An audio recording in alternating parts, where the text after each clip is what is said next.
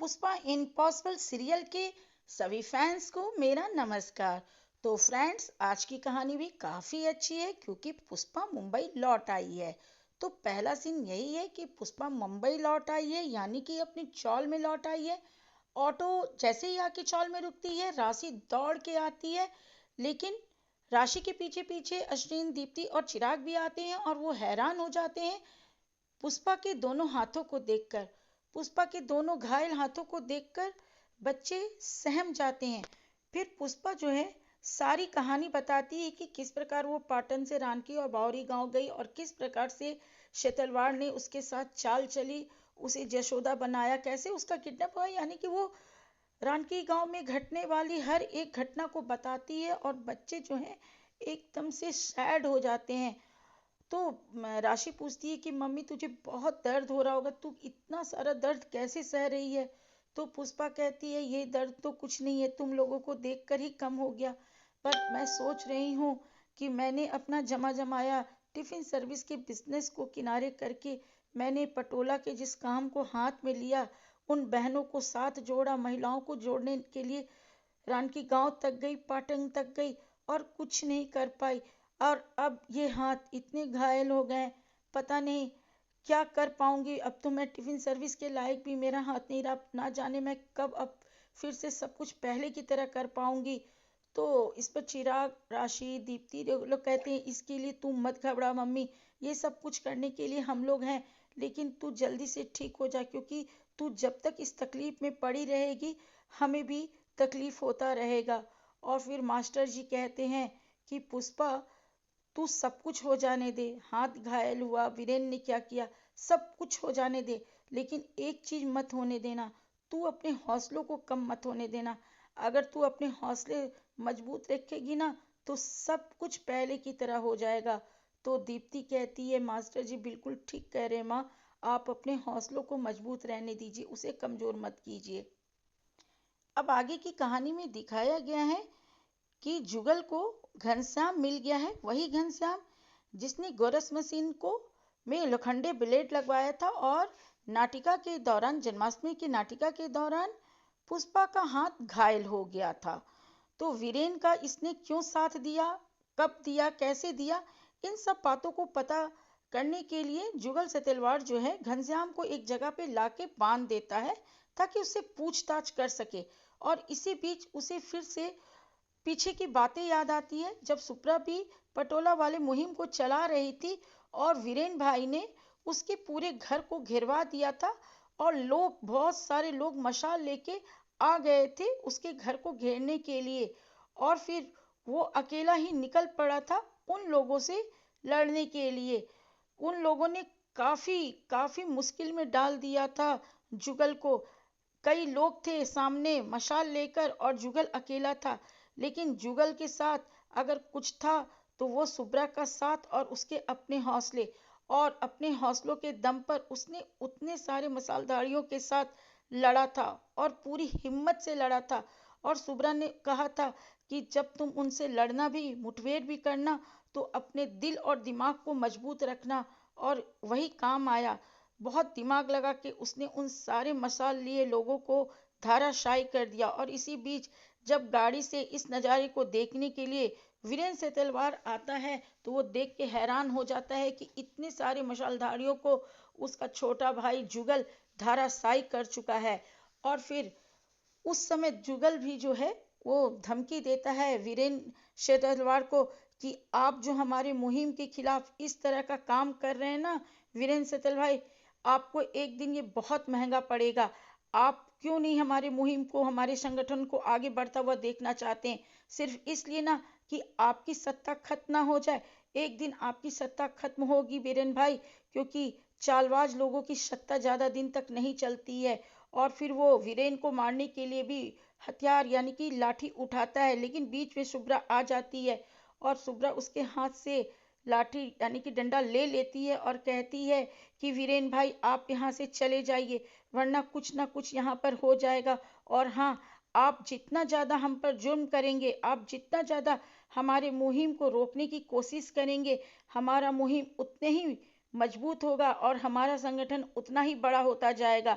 आप नारी शक्ति को धिक्कारिए मत। फिर जुगल जो है वो पास्ट से प्रेजेंट में आता है और उसके बाद घनश्याम को धमकाता है और कहता है कि मुझे बताओ कि ये काम किसके कहने पर तुमने किया था, गरज मशीन को किसके कहने पर तुमने खराब किया था कि पुष्पा के साथ इतना बड़ा हादसा हो गया।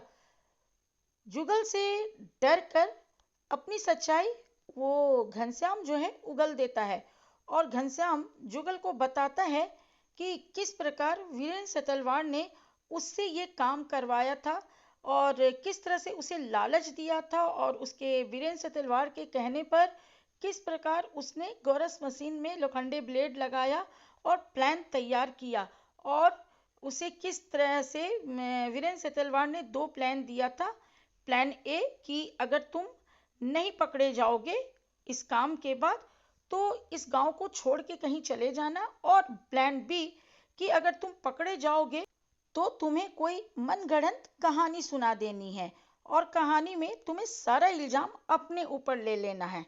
जब ये सारी बातें घनश्याम उसको बता देता है तो यानी कि जुगल को बता देता है तो जुगल कहता है कि ये सारी बातें तुम पुलिस स्टेशन में बोलोगे या नहीं बोलोगे। तो घनश्याम कहता है कि हाँ हाँ साहब, हाँ हाँ जुगल साहब, मैं जरूर बोलूंगा। अब इधर पुष्पा अपने वर्कशॉप में आई है और हादसा को देख रही है और देखकर दुखी हो रही है कि कितने अरमान से मैं पटोला का काम शुरू करना चाहती थी, तीनों बहनों को वहां से लाना चाहती थी, महिला का संगठन बना के इस काम को आगे बढ़ाना चाहती थी और आज मैं कुछ नहीं कर पा रही हूँ। तभी वहां पे बच्चे भी आते हैं और मास्टर जी भी आते हैं और फिर से वही बात समझाते हैं कि तुम दुखी मत हो, अपने हौसलों को बनाए रखो और अगर तुम्हारे हौसले बने रहेंगे तो तुम सब कुछ कर लोगी। राधा काकू भी वहां आती हैं और राधा काकू भी कहती हैं कि ये सब समस्या क्या है तेरे लिए, तूने तो इससे बड़ी बड़ी समस्याओं को झेला है। तो चिराग कहता है हाँ मम्मी, तू तो बहुत बड़े बड़े समस्या झेली है, ये क्या है, ये तो तू कर ही लेगी। अब बस अभी तू अपना हाथ ठीक होने का इंतजार कर। अब आगे की कहानी में यानी कि दृश्य में दिखाया गया है कि जुगल जो है घनश्याम को लेकर पुलिस स्टेशन आता है और इंस्पेक्टर साहब को कहता है कि इंस्पेक्टर साहब, इसने अपना गुनाह कबूल कर लिया है और इसने मुझसे कहा है कि किस प्रकार वीरेंद्र सेतलवाड़ के कहने पर इसने गौरस मशीन को खराब किया था जिसमें कि पुष्पा का हाथ घायल हुआ था उस दिन जन्माष्टमी के नाटिका के बीच में। तो जब इसने अपना गुनाह कबूल किया है तो इंस्पेक्टर साहब, आप वीरेंद्र सेतलवाड़ को यहाँ बुलाइए और उसका भी बयान लीजिए और इसने कहा है कि वो वीरेंद्र सेतलवाड़ के सामने में भी ये सारी बातें कबूलेगा। तो उसके बाद पुलिस जो है वो वीरेंद्र सेतलवाड़ को फोन लगाता है और रात का वक्त है, वीरेंद्र सेतलवाड़ अपने घर में सोया हुआ है। वो फोन देखता है और देखता है कि ये तो पुलिस का फोन है, कहीं ना कहीं ये पुलिस स्टेशन से फोन आया है, तो क्यों आया है। फिर भी वो फोन उठाता है नींद में ही। तो इंस्पेक्टर साहब कहते हैं कि वीरेंद्र साहब, आपको जल्दी से जल्दी यहाँ पुलिस स्टेशन आना होगा। यहाँ पर एक आदमी है जो कि शायद आप उसे जानते होंगे। तो वीरेंद्र पूछता है कि कौन है, नाम बताइए। तो वो बोलता है कि यहाँ पे घनश्याम करके एक आदमी आया हुआ है जो कि आपको, वो कह रहा है कि वो आपको नहीं जानता है लेकिन मुझे लगता है कि आप उसे जानते होंगे। तो इस पर वीरेंद्र कहता है कि हाँ, मैं जानता हूँ, वो कभी हमारी फैक्ट्री में काम करता था, हमारे वर्कशॉप में। तो इंस्पेक्टर साहब कहते हैं कि तो आप जल्दी से जल्दी यहाँ पुलिस स्टेशन आइए। उसके बाद वीरेंद्र सेतलवाड़ पुलिस स्टेशन आता है तो पुलिस कहती है घनश्याम से कि देखो, ये तो तुम्हें पहचानते हैं और तुम इन्हें पहचानने से इनकार कर रहे हो। तो घबरा कर घनश्याम कहता है कि हाँ, मैं इन्हें पहचानता हूँ। और तो पुलिस कहती है कि तो ठीक है, इनकी आंखों में देखकर तुम अपना गुनाह कबूल करो।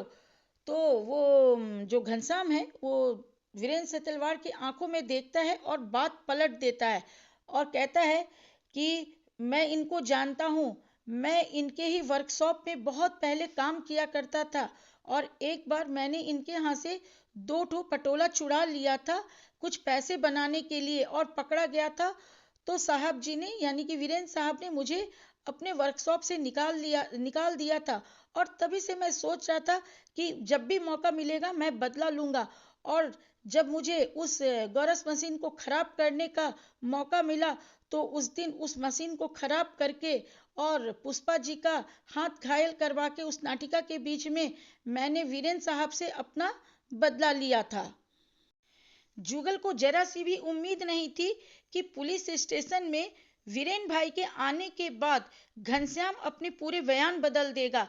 वो घनश्याम को कहता है कि तुमने मेरे साथ चिट किया, लेकिन घनश्याम कहता है कि मैंने पुलिस को वही कहा है जुगल साहब जो सच है। उसके बाद वीरेन जो है वो जुगल से कहता है कि तुम्हें क्या मिल रहा है ये सब करके, क्यों मेरी इज्जत को मान प्रतिष्ठा को हानि पहुंचा रहे हो तुम। अरे तुम छोटे भाई हो तो कम से कम बड़े भाई की तो कद्र करो। और अभी इधर परिदृश्य में थोड़ा सा दिखाया गया है कि किस प्रकार वीरेंद्र से तलवार ने घनश्याम को सारी पट्टी पढ़ाई थी। उसे कहा था कि प्लान ए ये रहेगा कि अगर तुम नहीं पकड़े जाते हो तो इस गांव को छोड़ के चले जाना कुछ दिन के लिए, और पकड़े जाना तो सारे बयान बदल देना, यानी कि तुम सारा का सारा इल्जाम अपने ऊपर ले लेना। और प्लान बी को कहीं ना कहीं घनश्याम जो है पुलिस स्टेशन में खेल जाता है, यानी कि सारा का सारा इल्जाम वो अपने ऊपर ले लेता है। और जुगल बहुत अच्छे से समझ जाता है कि कहीं ना कहीं घनश्याम को सारा प्लान वीरेन भाई ने समझा दिया है। तो यहाँ पर जुगल को वीरेन से तलवार पर बहुत गुस्सा आता है, लेकिन वो सुब्रा और पुष्पा की बात को याद करता है, जो कि पुष्पा और सुब्रा कहती थी कि हर जगह गुस्सा से नहीं, क्रोध से नहीं, बल्कि बुद्धि से काम लिया करो, और इसलिए जुगल चुप रह जाता है। अब आगे का सीन काफी भावुकतापूर्ण है, यानी कि काकू बैठी हुई हैं और उन लेटी से पुष्पा के माथा को सहला रही है, बालों को सहला रही है। और पुष्पा अपने जो मन की तड़प है, मन का दुख है, उसे काकू से बता रही है। वो कहती है कि काकू, मुझे बहुत रोना आ रहा है अपने ऊपर कि मैं आगे अब अपना बिजनेस कैसे संभालूंगी। तो इस पे काकू कहती हैं कि मुझे कोई फिक्र नहीं है। क्यों? तो इस पर पुष्पा कहती है कि आपको कोई फिक्र नहीं है। तो काकू कहती है बिल्कुल नहीं है, क्योंकि मुझे तुझ पर भरोसा है। तूने दिलीप जैसे इंसान को दिन में तारा दिखा दिया, और अब तू एक वीरेन से तलवार से डर रही है। तो इस पर पुष्पा को अपने पिताजी की कही बातें याद आती है। ठीक काकू की तरह वो भी उसे बहुत मोटिवेट करते थे और कहते थे कि देख पुष्पा, जब तक तेरे पास बुद्धि का बल है ना, जब तक तेरे पास दिमाग है ना, तब तक दुनिया की कोई भी ताकत तुझे कमजोर नहीं बना सकती है, और तू जीतेगी, हर हाल में जीतेगी। बस कभी भी अपने हौसलों को कमजोर मत पड़ने देना। अपने पिताजी की बातों को बचपन में पुष्पा आत्मसात कर लेती थी, और आज इसलिए पुष्पा इतनी मजबूत है। और कहीं ना कहीं मैं पुष्पा के पिताजी की ही बातों को काकू भी दोहराती हैं, और काकू कहती हैं कि जिस तरह से तेरे पिताजी को तुझ पर भरोसा था ना, ठीक वैसा ही भरोसा मुझे तुझ पर है। आज तू मुझे ना चाय बना के पिला अपने हाथ का, मैं देखती हूँ कि कैसे तू इन घायल हाथों से मेरे लिए चाय बनाती है। तो पुष्पा कहती है कि बिल्कुल बनाऊंगी, आपने मेरा हौसला बढ़ाया है, तो आप देखिए कि मैं चाय कैसे बनाती हूँ।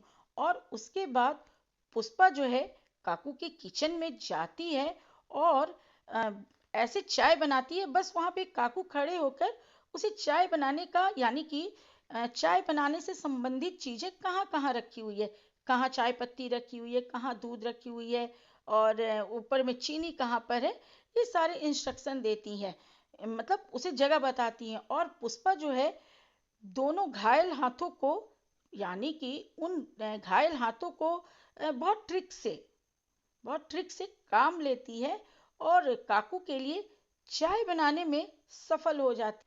तो फ्रेंड्स, आज की कहानी बस यहीं तक थी। आगे की कहानी में क्या दिखाया जाएगा, मैं इसके लिए इसकी छोटी सी झलक आपको दिखा देती हूँ। कल की कहानी में आप देखेंगे मुख्य रूप से कि राशि कॉलेज की कैंटीन में बैठी हुई है। तभी एक लड़का वहां पर पिंक जैकेट और कैप पहन के वहां आता है।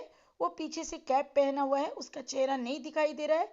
वो कैंटीन में आकर बैठता है और अपने मोबाइल से कुछ मैसेज करता है और उसी समय राशि के मोबाइल पे भी उस अजनबी व्यक्ति का, जो कि उसे फॉलो कर रहा है, ट्रोल कर रहा है, उसका मैसेज आता है।